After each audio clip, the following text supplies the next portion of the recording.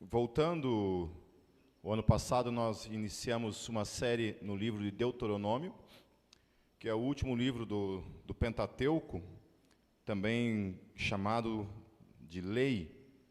E nós estamos vendo, então, nos primeiros capítulos, lá até o capítulo 20, se eu não me engano, isso, até o capítulo 20, as questões das profecias, a questão das marcas e a questão das guerras. E podemos aprender algumas coisas relacionadas a esses três princípios que o Deuteronômio fala. E, em especial, queridos, a questão das marcas, né? Que muitos têm um entendimento, acho que muita gente ainda carrega esse entendimento, de que quando Levíticos fala a respeito de marcar o corpo, e algumas traduções 100% errôneas que você tem na tua mão aí, se tiver escrito tatuagem, você pode riscar, que eu te autorizo a fazer isso, sem nenhum perigo. Você risca a palavra tatuagem e você escreva a marca ali, tá? A palavra hebraica não é tatuagem, a palavra hebraica é marca. Não existe a palavra tatuagem na Bíblia, ok? Então, existem apenas 3 textos bíblicos que falam a respeito de marcar o corpo, onde Deus proíbe o seu povo de marcar o corpo.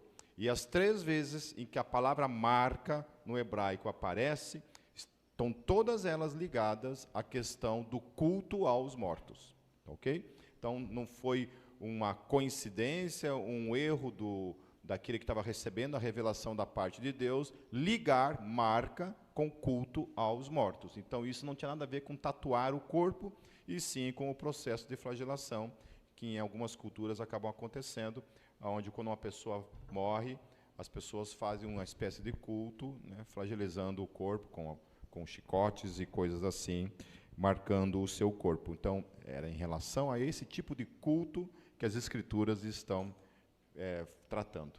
Amém? E hoje, queridos, eu espero conseguir tratar tudo, porque eu estou com 25 páginas aqui de esboço. Mas eu só coloquei aqui para ir tratando os capítulos, mas não vou ler, obviamente, todos os capítulos, todos os versículos, e vou tratar de modo generalizado mesmo os textos, tratando os assuntos que eu acho pertinentes para a gente lidar. O título dessa pregação é A Idolatria ao Pecado.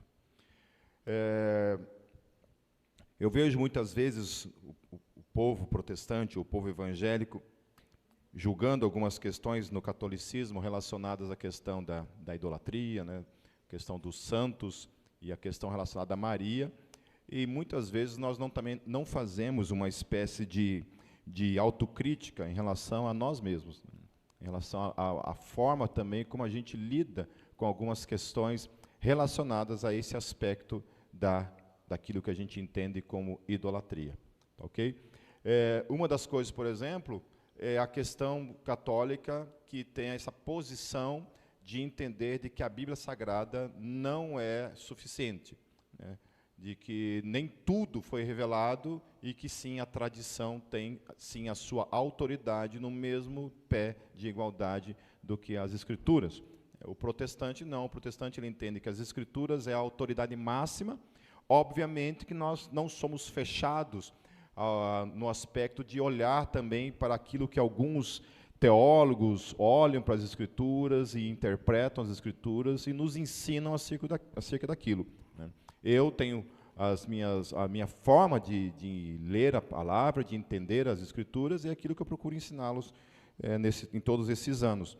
Mas há coisas em que eu não ouso falar, há coisas em que eu aceito a delimitação da revelação bíblica, onde Deus não revelou algumas coisas no aspecto claro, ainda que alguns teólogos insistem em falar de certos assuntos de uma maneira fechada, clara, né, tenta falar de modo claro e de maneira fechada, mas no meu entendimento há vários assuntos nas Escrituras que não são fechados, né, porque existem textos que favorecem uma outra visão e textos que favorecem aquilo que a gente entende. Então, nesse aspecto, eu chego e falo assim, olha, é assim que eu penso, é assim que eu entendo, mas existem outras formas de você ler e entender, né? E aí, a minha irritação é quando algumas questões que eu entendo que existem várias formas de você entender, a pessoa vem e aplica que a forma como ela lê é a única verdade suficiente. Amém?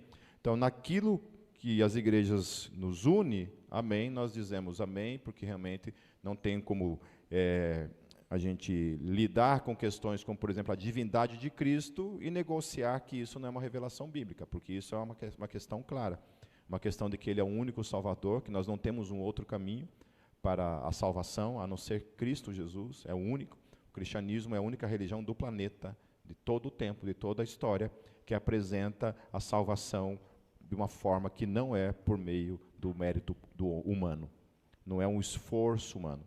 Muitas pessoas têm dificuldade de absorver esse tipo de ensino, esse tipo de teologia, né? Entendem de alguma forma porque tudo fora do cristianismo se ajusta a esse tipo de conduta, né? Esse tipo de crença de que nós precisamos fazer coisas no sentido prático do dia a dia para que a gente alcance um favor né, que nós merecemos da parte de Deus.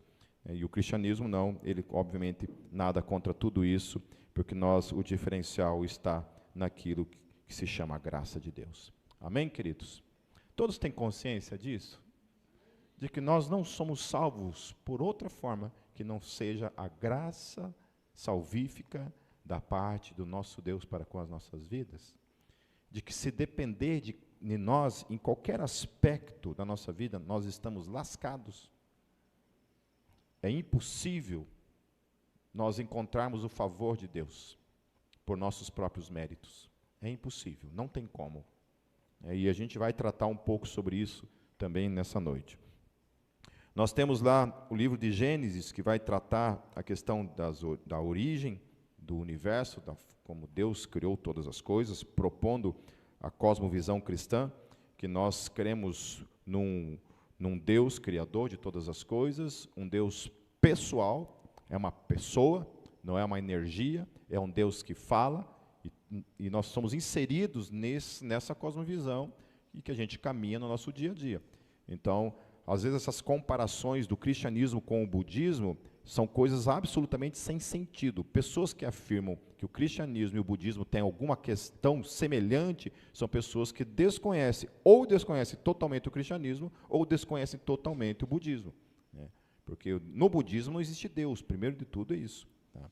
O budismo não crê numa divindade, não existe um ser pessoal ao qual ele se relaciona, ok?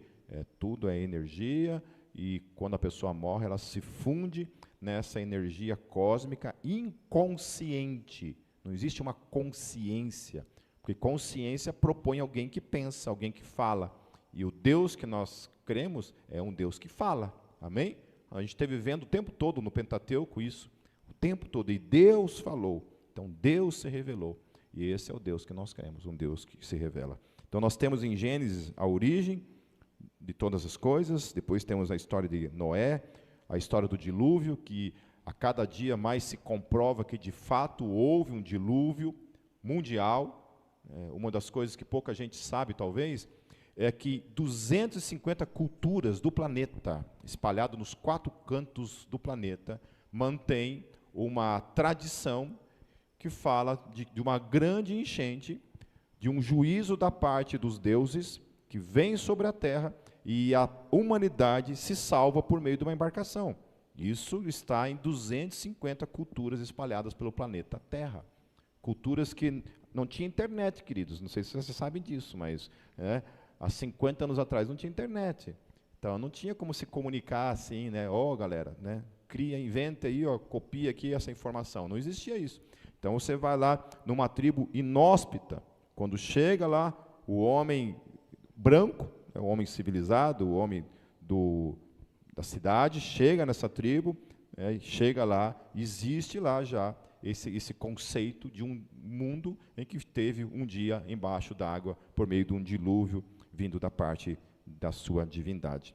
Depois nós temos a história de Abraão, que era um homem que vivia dentro de um sistema pagão, e Deus se revela a esse homem, tira esse homem do meio desse povo idólatra e faz uma promessa para ele, que daquele homem, que era um homem estéril, que não podia ter filhos, E aí que eu acho uma coisa tremenda em Deus.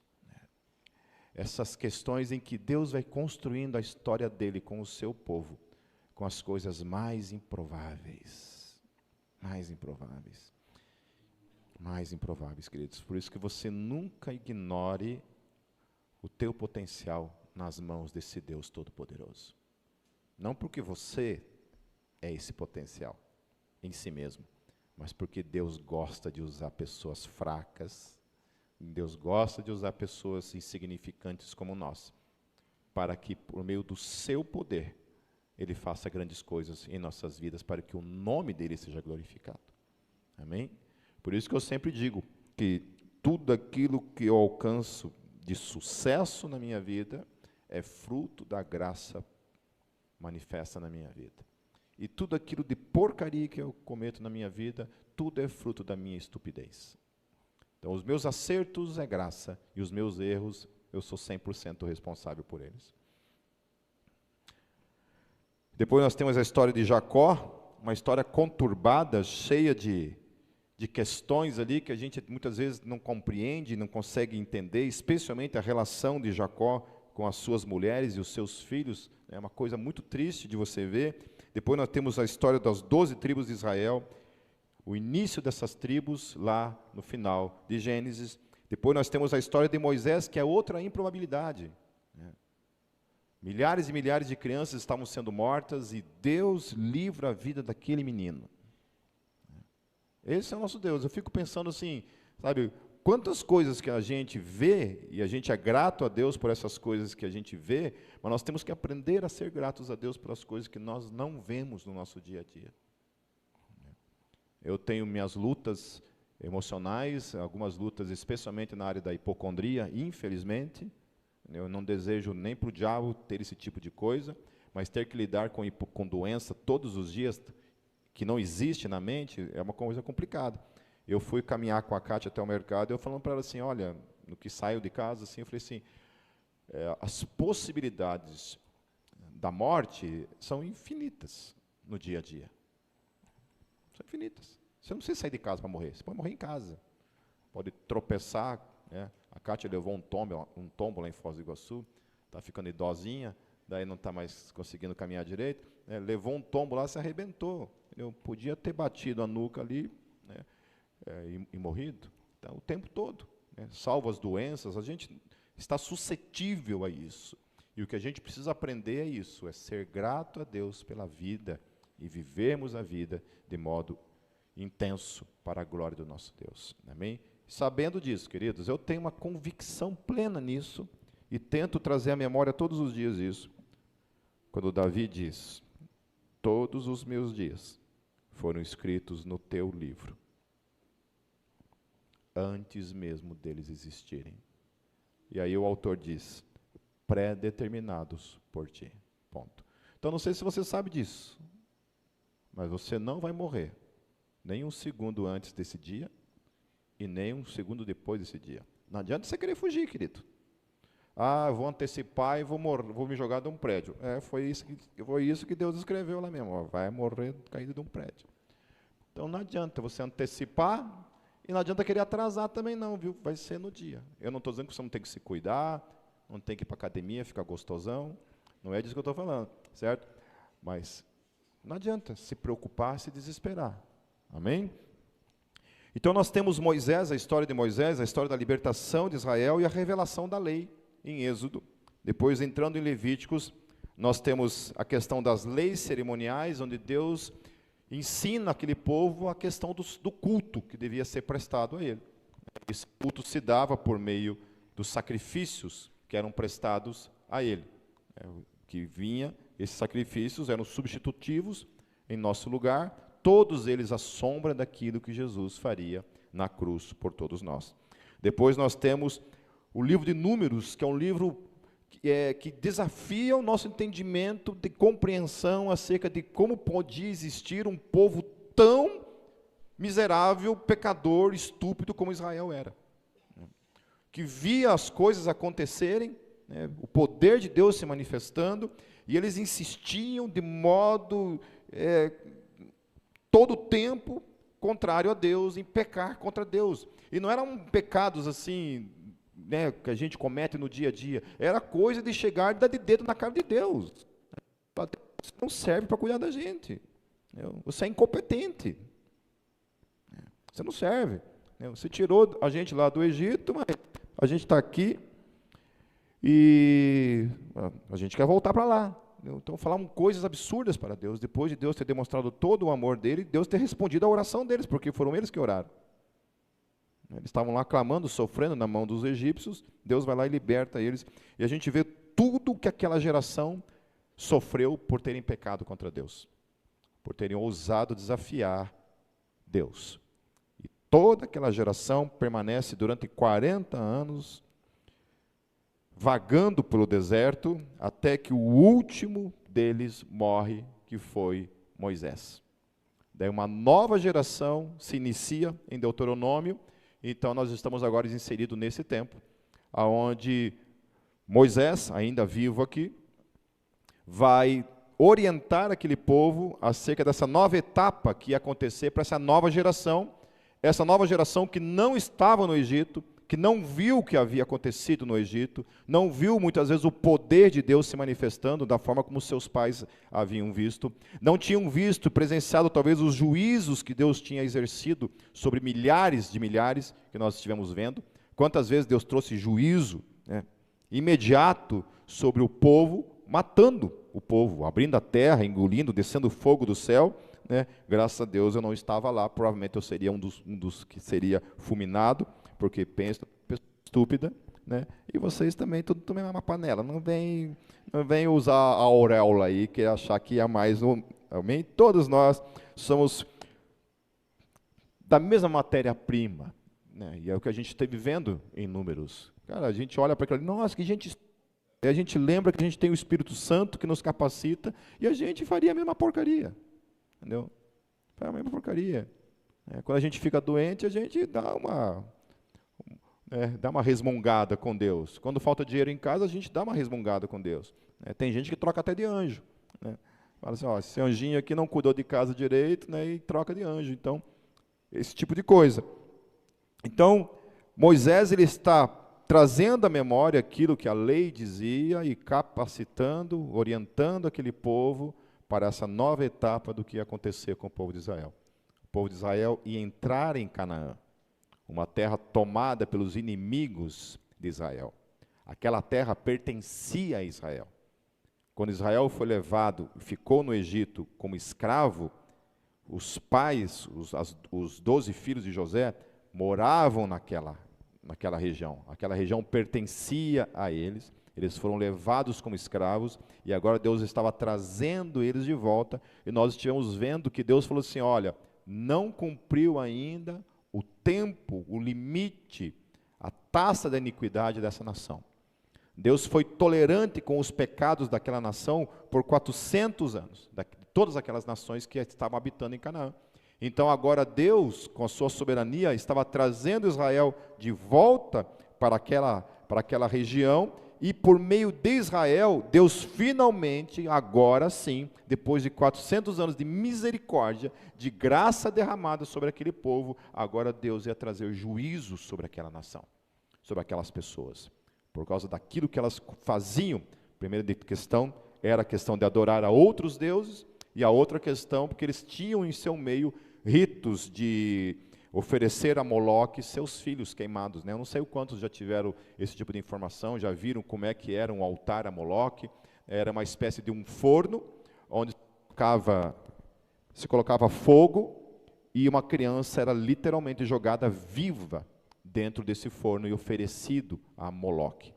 Então, Deus abominava esse tipo de coisa, e Deus estava trazendo juízo sobre todos eles. E a promessa de Deus era extinção total.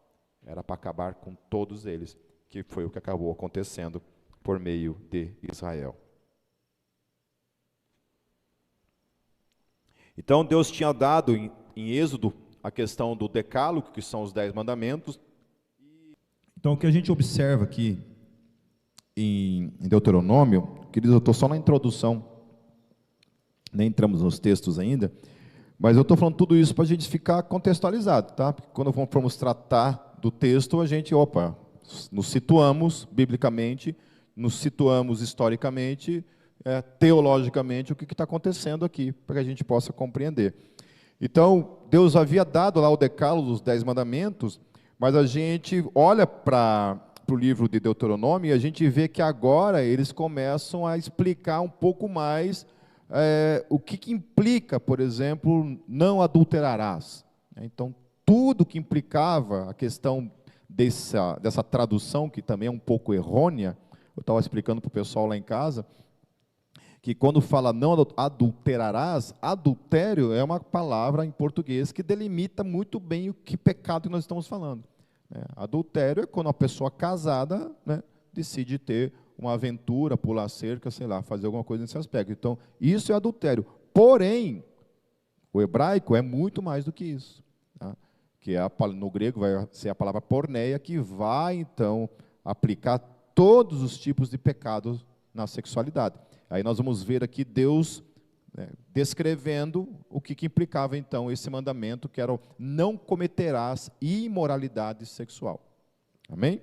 Então, não somente isso, vai falar sobre assassinato, a gente vai ver também que a palavra não matarás, a tradução não matarás está errada também. Não matarás, você não pode matar nada, então. Então, não é isso. Não assassinarás, e a gente vai ver que a própria Bíblia responde essa questão, e outras coisas, então, que nós vamos olhar.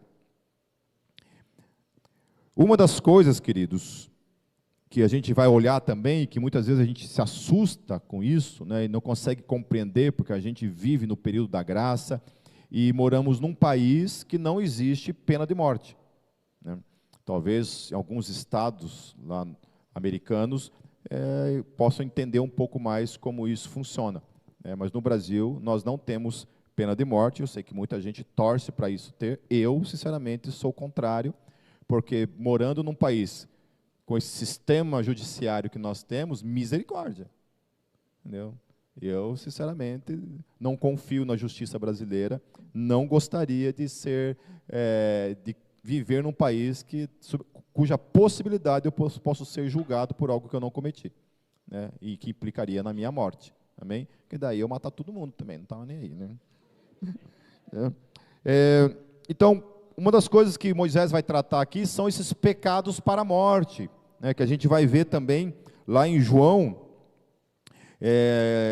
no versículo 16, esqueci de colocar o capítulo aqui, eu acho que é o capítulo 3:16, se eu não me engano, ou 4:16, que João vai falar assim, se alguém vir seu irmão cometer pecado que não leva à morte, ore a Deus, ore e Deus lhe dará vida. Refiro-me àqueles cujo pecado não leva à morte, a pecado que leva à morte. Não estou dizendo que se deva orar por eles. Então, o próprio João fala, ele distingue essa questão de pecados que são para a morte. Então, essa história que muitas vezes a gente escuta, que não existe pecadinho e pecadão, não é verdade. É bíblico que existe limites para o pecado. O próprio Deus estabeleceu, alguns pecados, o cara lá, sei lá, fazia algumas coisas ali, ponto. Alguns pecados era faca na caveira, não tinha conversa. Era punição com a morte mesmo. Então, se é tudo a mesma coisa, então por que alguns eram punidos com a morte e outros não? Então, havia estabelecendo essas questões muito claras na lei. Haviam esses limites, certo? Porém, quando a gente vai falar que não existe pecadinho e pecadão, deve ser muito bem explicado que isso diz respeito à questão salvífica. Aí sim, não existe pecadinho e pecadão no sentido condenatório da coisa, entendeu? Você pode ter sido o maior santo do planeta, nunca ter de verdade ter tido a prática de algum tipo de pecado. Obviamente que isso é impossível, desconheço um ser humano que tenha vivido esse tipo de coisa, a não ser o Senhor Jesus, eu estou ali, mas só isso, e desconheço alguém que tenha vivido esse tipo de coisa, tá certo? Então, não tem isso. Então, todos nós pecamos, me perdi, fui fazer brincadeira aqui, me perdi no que eu estava falando. Então, existem esses limites, obviamente, os limites, mas no quesito salvífico, obviamente, todos nós estamos condenados. Independente disso, nós nascemos no pecado. Vou fazer um monte de observação aqui hoje, um monte de parágrafos. Por exemplo, a questão salvífica de crianças, que a gente sempre trata isso lá na Jocum, e nossa, e o bicho pega, porque eu perguntei, crianças são salvas? Todo mundo, sei, né? Falei, mas por que é salva? Porque não tem pecado. Primeira coisa que fala, porque não tem pecado. Entendeu? Vocês acham que criança não tem pecado? Olha, tem uns aqui da igreja aqui que eu duvido. Aos dessa comunidade aqui, eu não duvido. A Manu, né, é a líder da gangue. Então, eu sou pai, eu sou pai, eu sei o que é uma criança. Eu sei o que é uma criança. Eu sei que volta e meia tinha legiões se manifestando ali. Eu falava, filho, ali. Falava no guturalzão lá, né? Nossa, é a primeira vez que manifestou lá o tal do amiguinho imaginário, misericórdia, cara. Eu quase pulei da janela do 6º andar lá. Quando eu vi o menino no meio da sala lá conversando lá, eu falei, com quem você está conversando, filho? Com meu amiguinho aqui, pai. Rapaz, os cabelos tudo arrepiados, assim. Eu falei, está amarrado em nome de Jesus, Satanás, né? Depois a gente ficou sabendo que era o tal do amiguinho imaginário. Eu falei, para mim você tem outro nome, outra coisa. Mas, então, essa questão de que criança não tem pecado, né? Uma das coisas que eu tenho falado, na Jocum, especialmente, é que não existe isso em questões bíblicas. Não existe isso de que criança não tem pecado. Mas você está dizendo que as crianças, quando morrem, vão para o inferno? Não, não estou dizendo isso. Eu estou dizendo que se vão para o céu, queridos, só existe uma forma de qualquer ser humano que seja ir para o céu. E essa forma se chama graça. Deus estende uma graça para as crianças e as salva. Isso é graça. Mas não porque não tenham pecados. Ok? Certo? Não é porque não tenham pecados, mas porque Deus estende a sua graça e salva as crianças. Mas também não estou afirmando isso, porque, de fato, biblicamente, é mais um assunto que não é fechado. Certo? Não é fechado. A Bíblia fala que os filhos são santificados pelos pais. Paulo fala isso. Há casos, inclusive, que Paulo fala que o marido é santificado pela esposa. Olha só. Né? Não é para você casar com o filho do diabo também, não estou dizendo isso. Certo? Não é isso. Então eu santifico meu marido, vai casar com Satanás. Não, não é isso. Tá bom? Mas a Bíblia fala, né? E aí o que a gente vai falar? A gente só tem que dizer amém, né? E logicamente que Paulo está falando de um contexto de pessoas que já vêm, né, em que a esposa se converte à fé, né, o marido muitas vezes não se converte, mas está ali.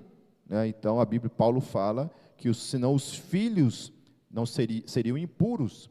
Então, por meio da esposa, o marido é santificado para que os filhos também sejam puros. Que coisa linda que é a graça, né? Que coisa linda que é o alcance da salvação e da graça em nossas vidas. Porém, quando João fala dessas questões dos pecados para a morte, é meio contraditório em alguns momentos, que parece que João, em alguns momentos, ele fala assim, olha, o cristão que peca é do diabo, ele fala. Nossa, a primeira vez que eu li isso, eu falei, estou no inferno. Eu estou no inferno. Me ferrei, porque eu peco. E eu sou cristão, e eu tive experiências com Deus, eu creio em Jesus, mas eu peco. Então, João vem e fala, olha, aquele que peca é do diabo. Eu falei, meu Deus, então eu estou ferrado, então eu sou do capeta. Né? Aí daqui a pouco ele fala assim, aquele que diz que não tem pecado, faz de Deus mentiroso. Eu falei, mas aí, João, o que é esse negócio aí? Né? Se liga, cara, né? se decida. Né? Então, o que a gente entende na teologia é que quando João está falando dessa questão de que quem peca é do diabo, João está falando daquele que vive na praxis do pecado, como se fosse uma coisa normal, ser cristão e viver diariamente, constantemente pecando, fazendo da sua vida uma vida de pecado diário e achar que está tudo certo. Então, o que João está falando é isso, olha, aquele que vive na conduta do pecado diário, esse não conhece a Deus. Certo? É isso que João está falando. Então, ou se conhece a Deus, precisa ter a consciência e lutar contra o pecado, em nome de Jesus. Amém? Essa igreja é uma igreja composta de santos que lutam todos os dias contra o pecado. Amém? Porque a Bíblia assim nos define como santos. Por causa da nossa impecabilidade? Não, porque Cristo, aquele que é santo, habita em cada um de nós e nos santificou diante de Deus.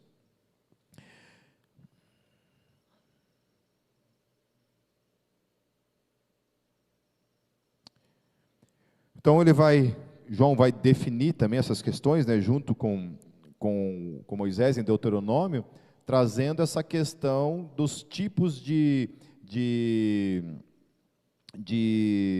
pecados que são para a morte. Tá? Então a gente vai lidar com algumas questões. Então lá, abram suas Bíblias no capítulo 21. Eu não vou passar das 8 horas, tá, queridos? Mas se a tua esperança era sair daqui antes das 8, de Deuteronômio. Oh, eu falei que estava falando de Deuteronômio. Achei que fosse óbvio. Achei que vocês fossem mais inteligentes. João capítulo 21, procure para ver se acha. Deuteronômio capítulo 21. Como eu falei, eu não vou ler todos os versículos, né? Eu vou falar somente sobre alguns.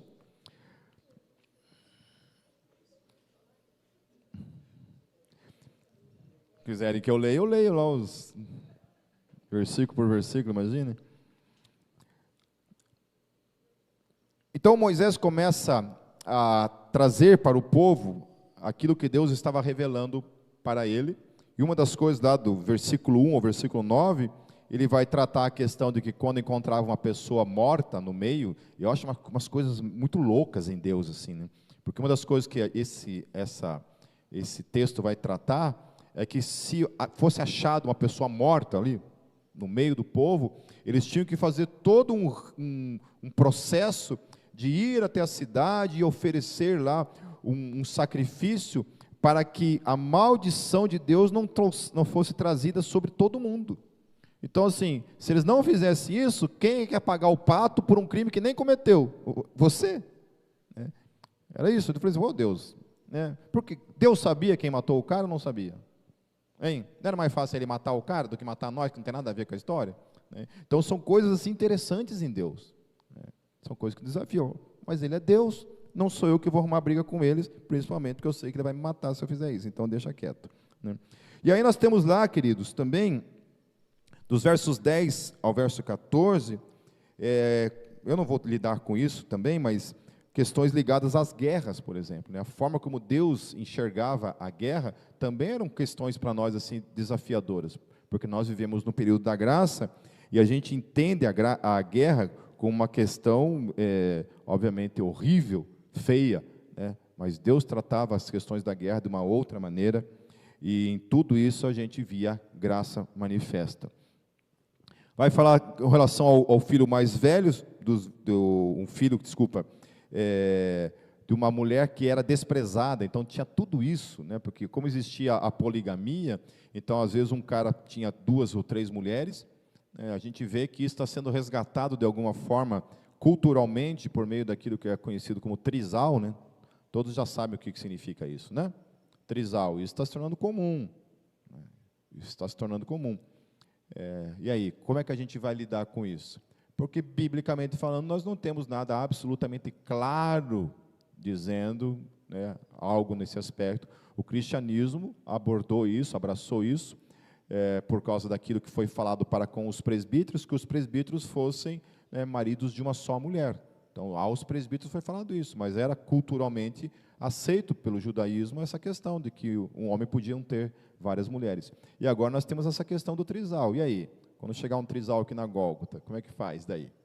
Se na lei brasileira for aprovada essa questão como uma família estabelecida, 2 homens e uma mulher, ou um homem e 2 mulheres, como é que nós vamos lidar com isso? A gente estava lá em casa conversando sobre as questões da sexualidade, essas coisas que estão acontecendo no mundo. Nós, como igreja, como vamos nos posicionar? Como é que a gente vai lidar com essas questões?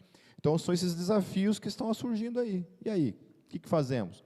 Algumas igrejas já estão, obviamente, abraçando com tudo,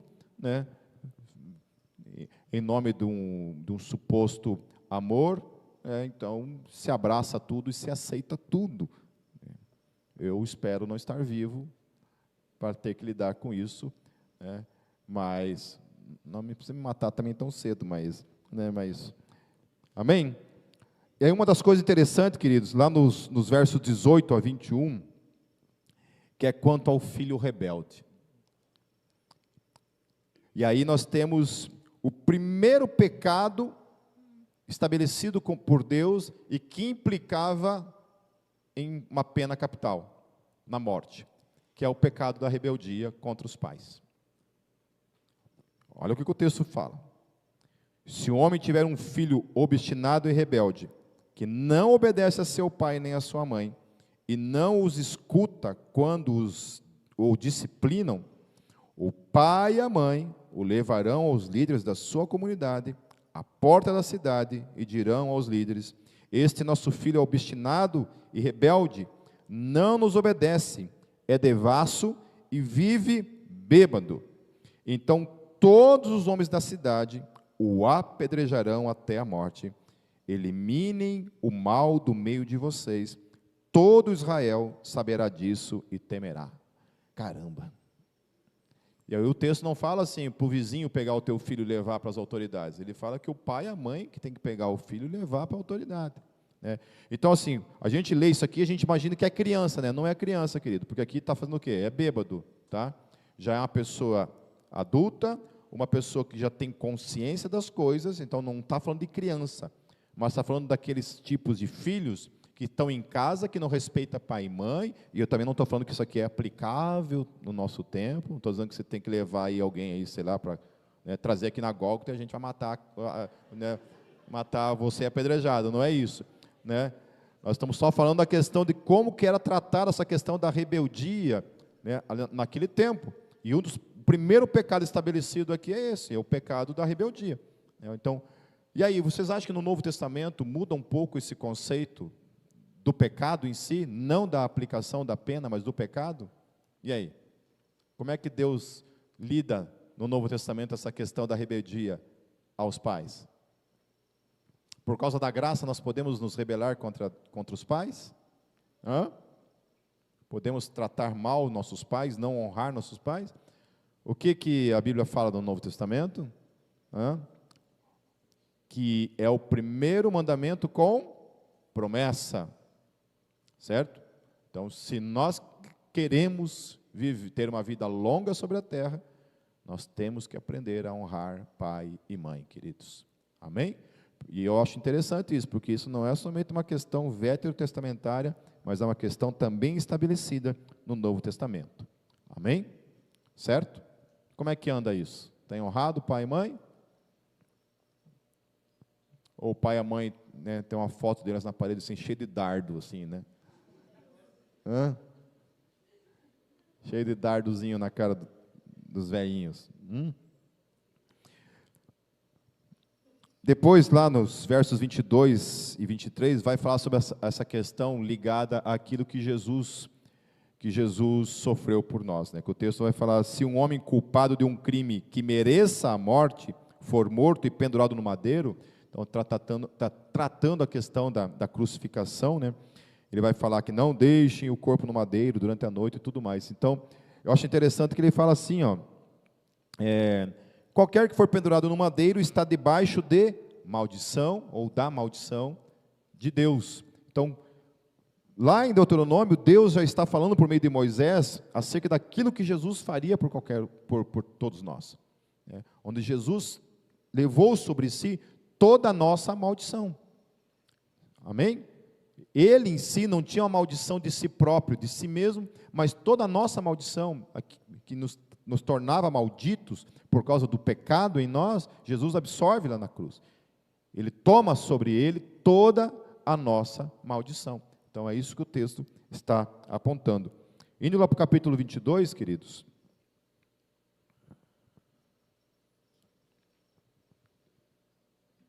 Uma coisa que eu acho interessante é lá no versículo 6 até o versículo 7.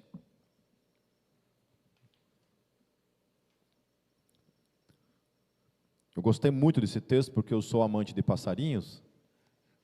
Aí o texto fala assim, e eu quero que vocês prestem bem atenção naquilo que Deus está falando para o seu povo. De verdade, olha só. Se você passar por um ninho de passarinho junto ao caminho, seja numa árvore ou no chão, e a mãe estiver sobre os filhotes ou sobre os ovos, não apanhe a mãe com os filhotes. Você poderá apanhar os filhotes, mas deixe a mãe solta. Olha o que o texto fala, para que tudo vá bem com você e você tenha vida longa. O que significa isso? Que se eu passo por um ninho de um passarinho, pego a mãe e os passarinhos, o que isso vai implicar na minha vida? Eu vou bem na vida? Não. E tem uma outra coisa também. O que acontece com a minha vida? Ela é encurtada. Amém? Eu estou parecendo aquele Cláudio Duarte quando prega, hein? E aí peço para as pessoas completarem a frase, né? Eu gosto daquela menininha que prega, que ela fala umas coisas assim. Que iPhone que é o teu? Ah, o meu 12. Mas antes disso você teve qual? O 11. Ela sai assim, andandinha. Nossa, sério? É isso. E o legal é que as pessoas pagam para ver isso, né? Eu falo que eu não estou ganhando dinheiro de burro que eu sou. Então é isso. Então Deus está estabelecendo, olha, cuidado. Então, e eu acho interessante isso, que Deus estabelece para eles assim, olha, esse cuidado de Deus para com a natureza, fala assim, olha, você quer viver bem? Você também tem que ter cuidado com a natureza. Você não pode abusar da natureza. Há coisas que você não deve fazer. Você não deve ser maldoso com a natureza. Tem pessoas, queridos, que vê um casal, cachorros, né, grudados, assim, né, quando cruzam, casal grudado, fica estranho, né? Cachorros grudados no meio da rua, o cara passa com o carro por cima, né? Então, eu penso comigo que, à luz das Escrituras, Deus traz juízo sobre essas pessoas. Então, está imaginando os bichos grudados no meio da rua ali, daí fica nessa. Eu penso que Deus julga, né, e há outros textos que eu não trouxe hoje, porque eu não vou tratar sobre esse assunto, quem sabe um dia eu posso falar sobre essa questão da ecologia, à luz das Escrituras, né, que nós temos que ter cuidado com a criação de Deus, e que Deus também zela pela criação. Deus zela pela criação, e Deus traz juízo sobre aquele que maltrata os animais. A gente sabe de várias ruas, né, estradas aqui um pouco afastadas de Curitiba, que caixas com filhotes de cachorro, de gato, são abandonados. Eu estou falando diante de vocês, queridos, Deus trará juízo sobre essas pessoas. Entendeu? E eu queria estar vendo. Em nome de Jesus. Queima, Senhor, mato todo mundo. Porque é muita maldade. Um casal me mostrou agora, essa semana passada, um cachorro que foi abandonado, sim, praticamente morto o cachorro, e uma ONG que cuida de animais em Curitiba resgatou esse cachorro, e é indescritível o que essa mulher fez na vida desse cachorro, né, desse animal. E no fim, assim, não tinha como definir nem a raça do cachorro, e no fim era um pastor alemão, né? E essa família resgatou, e o cachorro está lindo, assim, né, teve gastos com veterinário, todo um cuidado, mas eu nem sei se essa mulher é cristã, entende? Eu nem sei se essa mulher é cristã. E nós temos que ter isso, queridos, no nosso coração, desse cuidado com os animais, esse cuidado com a natureza, né? Eu não estou pregando aqui uma teologia da ecologia, não é isso, mas eu estou falando que nós temos que tomar cuidado, porque Deus certamente traz juízo sobre aqueles que maltratam os animais. Deus traz juízo, então fique esperto, amém? Se você costuma dar bicuda em cachorro, viu, Kenny? Né? Você fica esperto aí, uma hora Deus arranca a tua perna aí, não sabe por quê, né?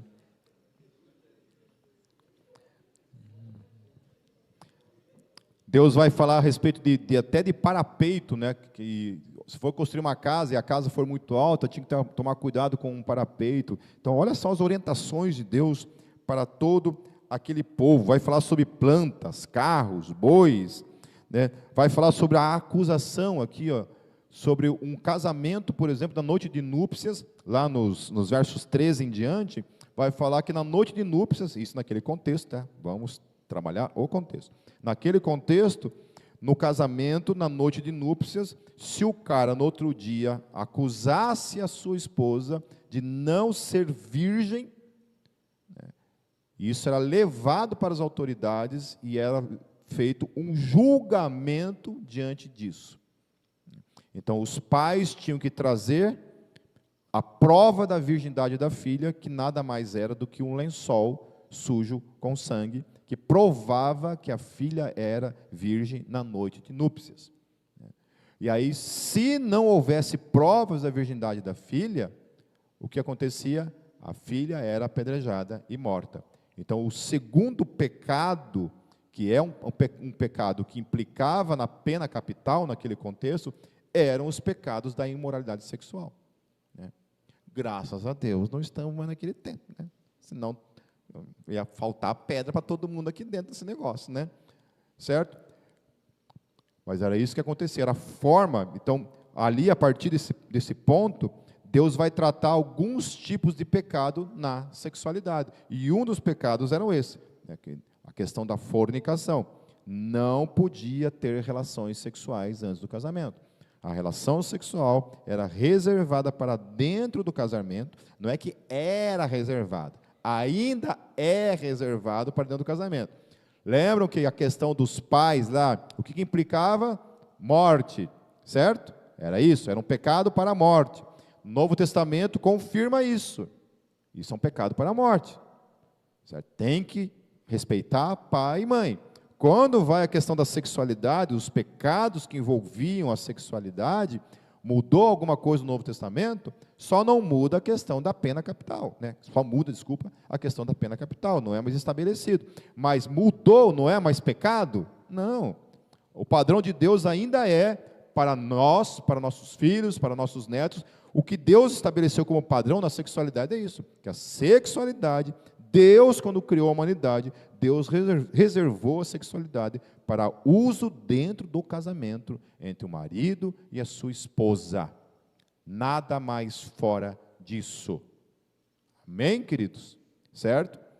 Amém? Certo? Ou não? Amém? A gente tem que tomar cuidado para não fazer defesa em causa própria, né? Como eu fui uma periguete e um periguito, né? Aí eu vou querer defender o meu ladinho e dizer, não, mas eu também pequei. Uma das coisas que a gente precisa aprender, queridos, como igreja, é assumirmos os nossos pecados, certo? Diante de Deus, e jamais procurarmos justificativa bíblica para o nosso pecado, que é o que muitas vezes acontece, né? O cara peca numa área e ele começa a tentar encontrar justificativas para justificar o seu pecado. Então, eu não tenho biblicamente autorização para dizer que a fornicação não é o pecado, que o adultério não é um pecado, que a homossexualidade é um pecado. Não é. Por mais que a sociedade, o mundo lá fora, queira estabelecer questões da sexualidade como uma coisa comum, ok. Estabeleça como comum, ok. Não tem um problema que a sociedade entenda dessa maneira. A sociedade entenda dessa maneira. Mas eu não posso dizer que, à luz das Escrituras, isso está tudo ok. Então, se me perguntarem, Pipe, o que você pensa sobre a homossexualidade? É pecado? Mas por que você acha? Não, eu não acho nada. Querido, por mim, se eu fosse Deus, liberava geral, queridos. Mas aí, eu falei vocês, não estou falando eu, né? Certo? É por isso que eu não sou Deus, né? Por isso que Deus, é Ele, certo? Amém? Cada um faz o que quer com o corpo, cada um faz o que quiser com o corpo. Então, eu não posso falar nada, porque eu não tenho autorização para falar, amém? O Pipe não tem autorização da parte de Deus para falar que algo deixou de ser pecado, eu não tenho. Se o Paulo, os apóstolos falaram que continuou sendo pecado mesmo depois da graça, quem sou eu para dizer que não é? E o que a gente vê hoje é que alguns teólogos estão abraçando esse conceito e entendendo que não é pecado, que não é pecado, que pode, aí eu fico pensando, é interessante isso, porque, ok, vamos olhar para a questão da homossexualidade como uma questão que não é mais pecado, então, portanto, eu posso ser um cristão e viver a praxis da homossexualidade na minha vida. Ok. Se eu posso viver a questão da homossexualidade que era um dos pecados que envolvia a imoralidade sexual, por que não o adultério? Por que não? Por que não o sexo com animais? Ao invés de 2 cachorrinhos grudados no meio da rua, né, uma pessoa com um cachorrinho ali. Por que não? Por que não liberar, então, a necrofilia, que é o sexo com mortes? Por quê? Porque Deus não fazia distinção, todos os pecados da moralidade sexual eram punidos com a morte. Todos eles eram punidos com a morte. O estupro era punido com a morte. Eram punidos. Falta falar, não existe mais a questão da pena capital exercida sobre o período da graça, porém, permanece sendo pecado. Permanece sendo pecado. Não pode ser justificado com uma conduta aceitável para qualquer um de nós, como cristãos. Amém, queridos? Não pode ser aceitável. Nós temos que lutar contra isso todos os dias nas nossas vidas. Mesmo tropeçando muitas vezes, cometendo erro muitas vezes, mas consciente de que aquilo que estamos fazendo permanece sendo pecado. Desde ontem, hoje, para todos, sempre, será pecado diante de Deus. Depois, lá no capítulo 23, lá nos versículos 15 e 16, depois em casa, se você quiser ler com mais atenção o texto, você pode ler também, que tem bastante coisa interessante ali, mas eu achei muito interessante essa questão da forma como Deus lidava com a questão do escravo refugiado. No período bíblico ali, a escravidão existia, não somente em Israel, mas sobre todas as nações, povos, se entende dessa questão da escravidão no aspecto do homem branco escravizando, o homem negro, nem sei mais como é que se fala negro, se fala preto, como é que fala, porque uma época falava uma coisa, daqui a pouco fala outra coisa, eu não sei, é uma coisa horrível você ter que tomar cuidado, assim, com pagar o preço por causa de pessoas idiotas, pessoas estúpidas, você ser visto porque você tem uma cor e você já é taxado automaticamente de uma coisa, Eu nunca fiz distinção de cor em ser humano, eu acho que isso também é uma coisa muito prejudicial. Nós somos coloridos mesmo, Aí brasileiro, queridos? Brasileiro, Acho que cada um de nós tem um pezinho na África, Alguma coisa tem em nós, assim. Mas, olhando para a questão da escravidão, ali, naquele aspecto, eu acho interessante que a Bíblia fala assim, se um escravo refugiar-se entre vocês, ou seja, havia fugido, provavelmente, do seu dono, não o entregue nas mãos do seu senhor. Olha que Deus sem vergonha, rapaz. Deus fala assim, não devolva, não o entregue nas mãos do seu senhor. Daí ele fala assim, deixe-no viver no meio de vocês, pelo tempo que ele desejar. Eu fiquei pensando na inocência de Deus, Quem que é o cara que fugiu do seu senhor, vivendo como escravo, e agora está vivendo dentro de um povo onde ele pode ser livre, ele vai desejar em algum momento, não quero mais, quero voltar para o meu senhor. Então o texto fala isso, pelo tempo que ele desejar, e em qualquer cidade que ele escolher, não o oprimam. Então a forma como Deus olhava com graça, nesse aspecto, para o escravo, mostrando que a forma como Deus lidava com a escravatura era muito diferente da forma como os outros povos lidavam. Por exemplo, uma das coisas que Deus estabeleceu é que havia um tempo em que aquele escravo deveria trabalhar para o seu senhor.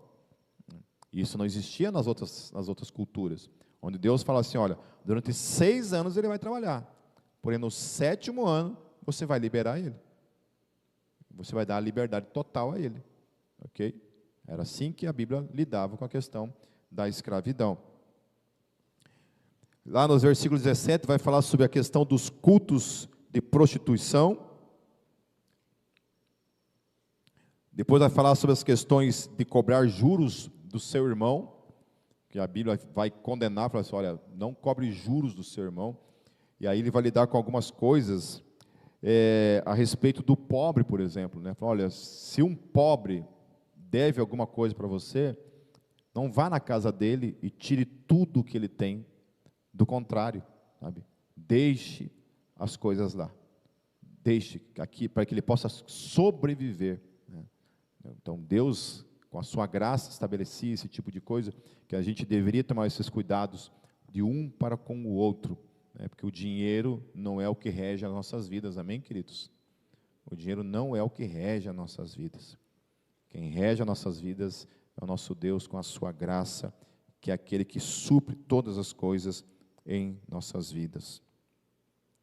Depois vai falar sobre lei do divórcio, no capítulo 24, que é um dos assuntos, inclusive, muito polêmicos, né?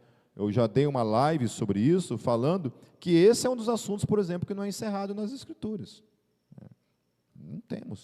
Não temos base nas Escrituras para dizermos que é assim, a coisa é preto no branco e ponto final. Não é assim. Essa é uma questão muito discutida, alguns teólogos defendem algumas questões, outros dizem não. Eu, na minha perspectiva, eu entendo que não é um assunto encerrado. Não é um assunto encerrado. É assim, não é. Entendeu? Eu já vi live de pastores aí, consagrados aqui em Curitiba, falarem coisas que eu falei, cara, você está falando besteira. Porque não é um assunto encerrado nas Escrituras, a questão do divórcio. Porque quando você vai lá olhar para a lei, olha só que coisa interessante. Quem está escrevendo isso aqui, quem que está ditando, falando as coisas aqui, é o próprio Deus. Amém? Certo? Então, olha lá no capítulo 24, versículo 1 diz assim: se um homem casar-se com uma mulher e depois não a quiser mais por encontrar nela algo que ele reprova, dará certidão de divórcio à mulher e a mandará embora. Ok? Então, Deus está falando a questão do divórcio, da possibilidade do divórcio. Lá no Novo Testamento, Jesus vai falar que Deus deu essa possibilidade por causa da dureza do coração humano. Mas isso estava na lei, como uma possibilidade de que as pessoas, se não gostasse, né, o homem especialmente aqui, né, nessa questão, não gostasse mais da mulher, quisesse pular fora, ele podia pular fora. E aí olha o que o texto fala: se depois de sair de casa, ela se tornar mulher de outro homem, portanto, ela podia casar de novo ou não? O que o texto está falando? Podia ou não podia? Vou continuar. Se depois de sair de casa, ela se tornar mulher de outro homem, e o seu segundo marido não gostar mais dela, mas a coitada também, essa aqui é o Satanás, né, cara? Então, Deus usando de graça para essa mulher endemoniada que ninguém queria continuar casado. Entendeu? Eu vi gente cutucando a mulher aqui. Eu falei assim, é você aqui. E se o segundo marido não gostar mais dela, lhe dará também certidão de divórcio. Ou seja, já é o segundo divórcio dessa mulher. O texto está falando. E aí, mandará a mulher, embora a mulher. Ou também, aí ele fala, se ele morrer, o primeiro marido que se divorciou dela não poderá casar-se com ela de novo, visto que ela foi contaminada. Seria detestável para o Senhor. Não traga um pecado sobre a terra que o Senhor, o seu Deus, lhe dá por herança.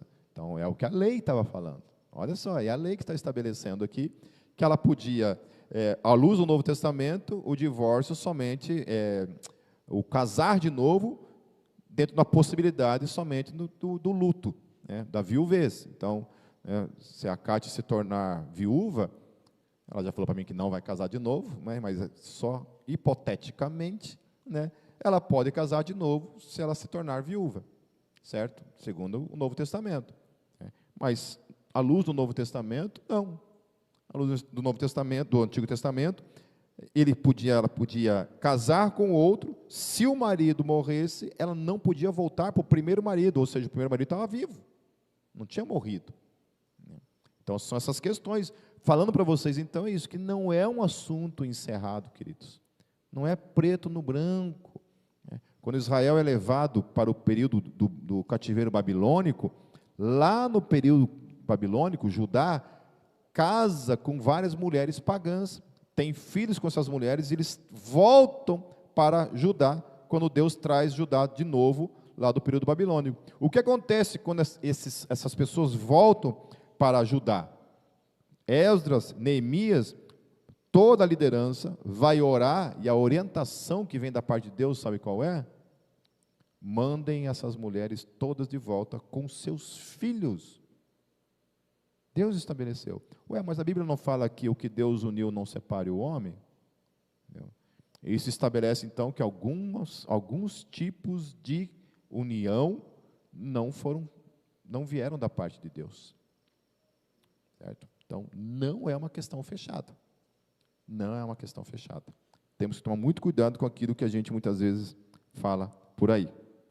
Lá no capítulo 24, no verso 16, vai falar a questão de que os pais não serão mortos em lugar dos filhos, nem os filhos em lugar dos pais. Cada um morrerá pelo seu próprio pecado. Estão lidando com a questão da pena capital. Quando era para exercer juízo capital, obviamente, se o meu filho cometeu um ato de adultério, eu não posso receber juízo no lugar dele, ok? E vice-versa. Lá no capítulo 25, no versículo 1, olha o que o texto fala. Quando dois homens se envolverem numa briga, terão que levar a causa ao tribunal, e os juízes decidirão a questão, absolvendo o inocente e condenando o culpado. Se o culpado merecer açoitamento, o juiz ordenará que ele se deite e que seja açoitado em sua presença com o número de açoites que o seu crime merecer. Então, Deus está liberando o quê? Um tipo de punição que era feito por meio do quê? Do açoite. Ok? Paulo recebeu açoites. Então, era um costume também em Israel que alguns tipos de crimes eram punidos com açoites. Então, Paulo sofreu isso, o próprio Senhor Jesus sofreu esse tipo de açoite. Porém, olha que coisa interessante, no verso 3. Desde que nunca ultrapasse 40 açoites. Açoitá-lo, além disso, seria humilhar publicamente um israelita. Porra! Não é humilhar o indivíduo, 40 açoites nas costas dele. Por isso que Paulo fala muitas vezes, fala assim, olha, eu recebi uma quarentena de açoites, porque era o limite estabelecido em Israel, até 40 açoites, né? Duvido que se não tinha uns lá que só contava certinho assim, né? Se é um cara que tivesse TDAH, que nem eu, com certeza vai passar de 100 na boa, assim, porque era passar uma mosquinha assim, já perdia, já voltava do zero novamente. No versículo 4, queridos, uma coisa que é interessante aqui, ó, eu estava conversando com o Anderson, e sobre essa questão de dízimos, ofertas, né, que alguns teólogos acabam caminhando para essa questão de que, né, o dízimo não é uma questão mais neotestamentária, né, que a questão do dinheiro dentro da igreja é olhada de uma outra forma.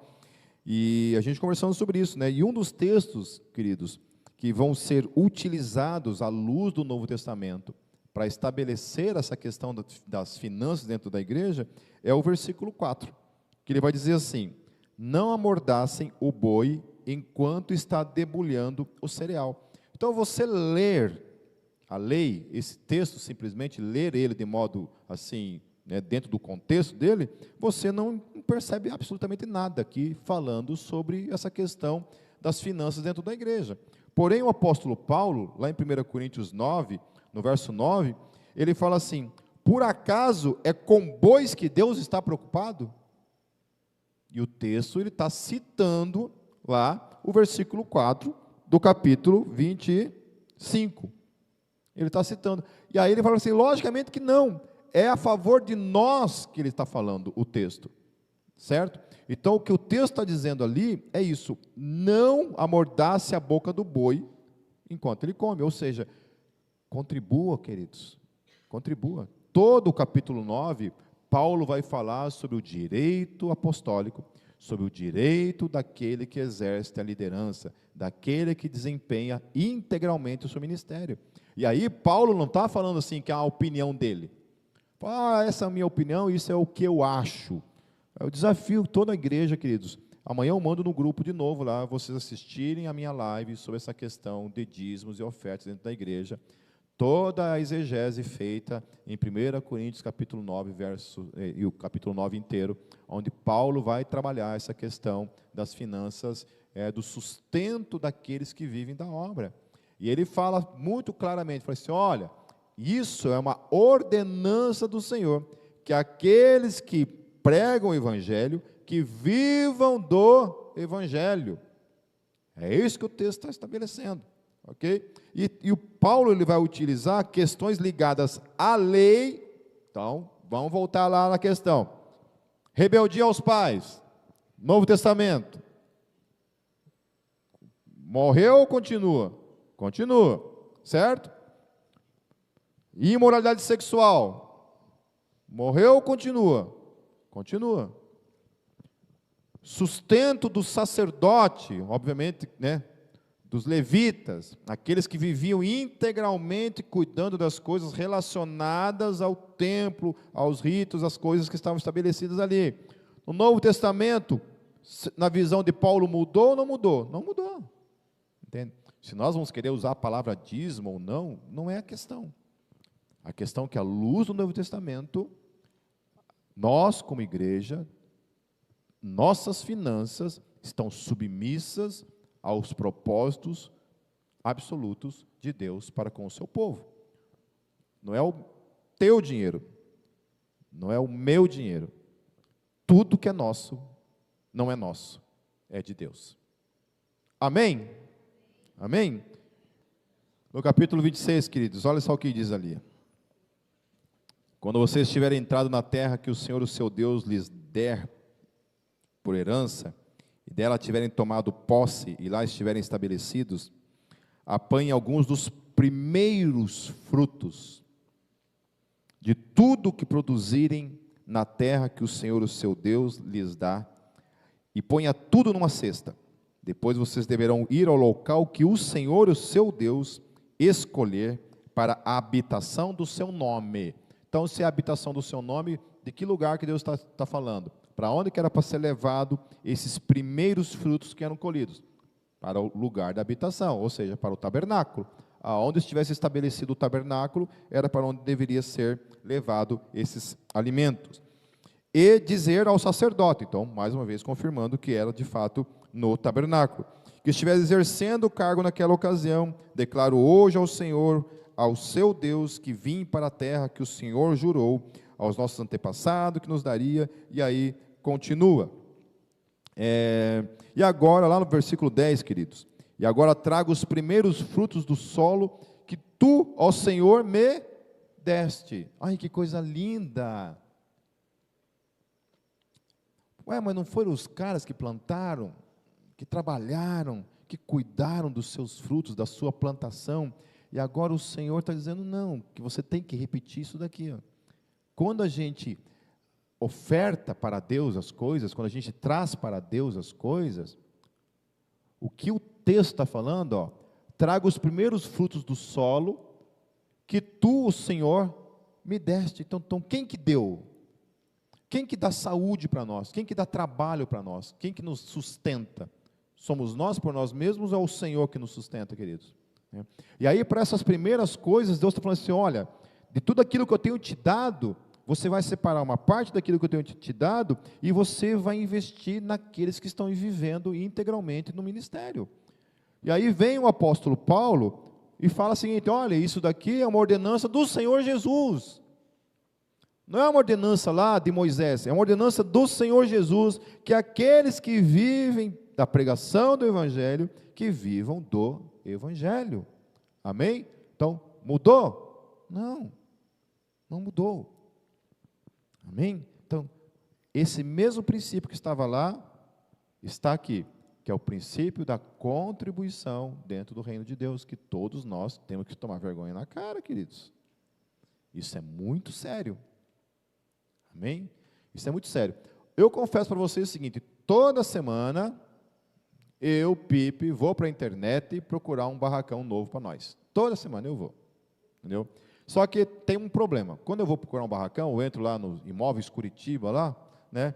Vou lá alugar, né? Vou lá, tipo de imóvel, coloco barracão, valor, aí lascou. Daí eu sempre sou um homem de fé, né? Eu coloco lá um valor máximo lá de R$ 10.000, né? Na verdade, é um passo de fé esse valor de aluguel de R$ 10.000, né? A Ju está se arrepiando inteira ali, que só estou procurando um barracão de R$ 10.000, né? É, é, tem que tirar o quê, Ju? Uns 9.000 dentro desse negócio aí, né? E vou procurar, né? Coloco lá o valor, né, de R$ 10.000, né? E vou lá e procuro. Queridos, não existe. Você não acha nada. Nada. Absolutamente nada. E isso é extremamente frustrante. Porque hoje, se nós quisermos ter um lugar com uma estrutura para essa igreja, que abraça realmente tudo que a gente sonha, sala para as crianças, um lugar para a gente prestar um culto, né, um pouco com mais liberdade, usarmos quantos dias da semana nós quisermos, né, talvez com estacionamento. E aí tem algumas pessoas que ficam me mandando algumas ideias de imóveis, e assim, com casa, não pode ter casa ao redor, não pode ter prédio ao redor, né, tem que ter pelo menos estacionamento na rua, né, porque às vezes tem lugares que a gente vê lá que é faixa amarela, não tem como nem estacionar o carro, não tem como, não tem estacionamento perto, ou alguns também, né, lá em Colombo, por exemplo, né, daí não dá, né, queridos? Né, Tamandaré,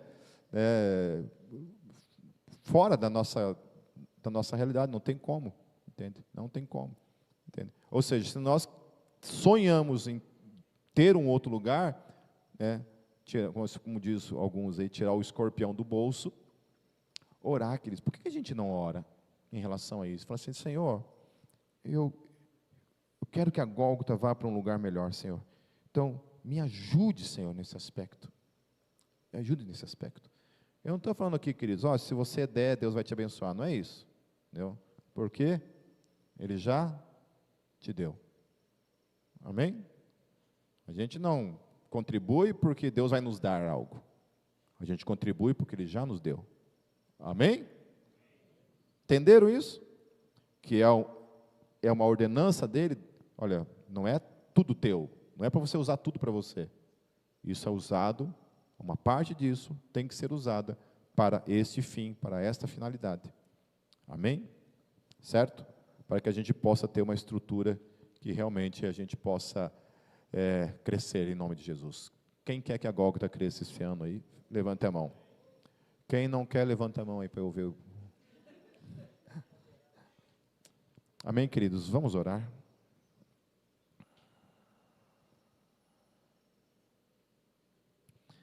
Senhor, a gente conversou sobre tanta coisa, Senhor, hoje, mas especialmente, Senhor, sobre aquilo que continua sendo verdade, Senhor, em relação ao pecado, em relação a muitas coisas, Senhor, que a gente acaba cogitando, pensando, Deus, que por vivermos debaixo da Tua graça, de alguma forma essa graça, ela libera para que a gente tenha um comportamento, uma conduta contrária àquilo que a Tua palavra, mesmo à luz do Novo Testamento, estabelece como contínua, como a expressão do Teu caráter, e aquilo que o Senhor não deseja para todos nós que temos o Espírito Santo em nossas vidas. Temos a consciência que ainda somos pecadores, pessoas falhas, Senhor, e que no dia a dia vivemos, Senhor, na luta contra o pecado, Senhor, e que jamais, Senhor Jesus, devemos abraçar o pecado como uma coisa normal, Senhor, uma coisa em que a gente pode simplesmente aceitar na nossa vida e que está tudo certo, Senhor. A Tua palavra fala que aquele que vive na prática do pecado não Te conhece, Senhor. E nós devemos nos envergonhar disso, Senhor. Porque muitas vezes aceitarmos, Deus, aquilo que o mundo dita e traz sobre as nossas vidas como conduta normal, Senhor. Que a gente continue, Senhor Jesus, sendo voz, sendo atalaias, sendo profetas nesse mundo, Senhor, mas especialmente, Deus, que a nossa vida seja essa profecia, Senhor, viva. Essa profecia, Senhor Jesus, radical, que estabelece para o mundo, Senhor, que existe um povo diferente nesse mundo. Um povo santo que vive em santidade, um povo que cuida da sua conduta, da sua mente, do seu falar no dia a dia, Senhor. Deus, o nosso corpo é templo do Teu Espírito, Senhor. E o Senhor tem ciúmes de nós. Teu Espírito, Senhor, habita em nós. E nós somos Teus, Senhor. Nós não temos direitos sobre nós mesmos. Não temos o direito, Deus, de fazer coisas contrárias àquilo que o Senhor deseja para cada um de nós, Senhor. Nos ensine, Senhor. Nos ensine, Senhor Jesus, a honrarmos nossos pais, Senhor. Nos ensine, Senhor Jesus, e nos ajude a termos uma sexualidade, Senhor Jesus, que glorifique o Teu nome, Senhor. Em tudo, em todas as áreas da nossa vida, Senhor. E nos ensine também, Senhor, a sermos um povo, Senhor Jesus, fiel em relação ao Teu reino, Senhor. Que nós possamos contribuir, Deus, para que a Tua obra cada vez cresça mais, Senhor. Para que essa igreja possa ter um espaço, Deus, um lugar onde cada vez mais vidas e vidas e vidas sejam edificadas, salvas, batizadas, Pai, e possam crescer em Cristo Jesus, gerando outros discípulos para a glória do Teu nome, Jesus. Eu oro e te agradeço. Amém.